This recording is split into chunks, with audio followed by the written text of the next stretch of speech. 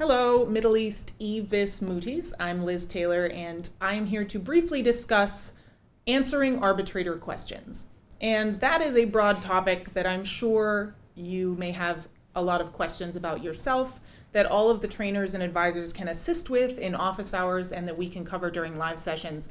But I'd like to give you a short 3-step process for what I think is gonna get you through the vast majority of arbitrator questions. And if you remember anything from this video, remember these 3 things. Number 1, answer the question asked. Number 2, be concise and precise. And number 3, have an exit strategy. Turning to the first part of my submission. Answer the question asked. Most arbitrator questions are yes or no questions. And students often, when the yes or the no may not help their argument, they often sidestep the actual answer and go into the explanation. But it's very important to actually answer the question before you explain. And this is really easy. If it's a yes or no question, you can say yes, but, yes, and, or yes, because. Same for no. So you want to get through, answer the question, then give your explanation. Because a lot of arbitrators are going to continue asking the question over and over until you give an answer. And typically it doesn't hurt your argument to acknowledge that the question may be yes, but it's different here, or that the question may be yes, however, in this circumstance, we have additional facts, or that the question is yes because of XYZ scenario. So number 1, make sure you answer the question that's asked. Number 2, be concise and precise.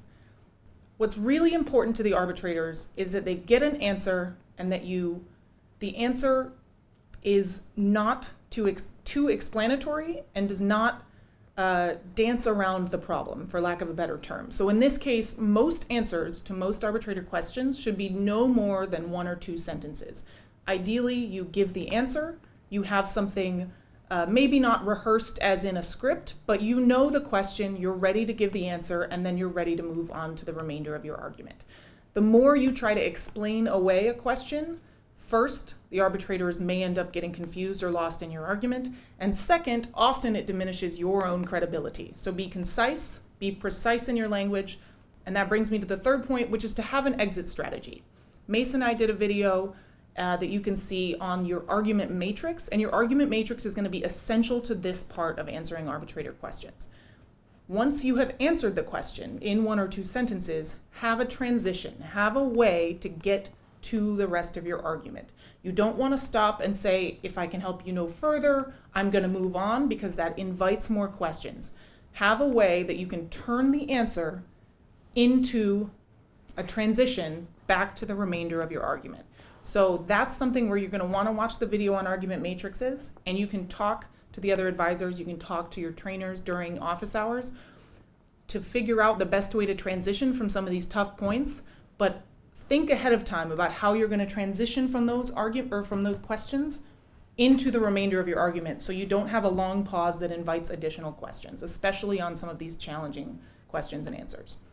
So that's it. That's the video. Short and sweet. There's a lot more to say with regard to answering arbitrator questions in particular, but just remember, answer the question that's asked, be concise, and have an exit strategy.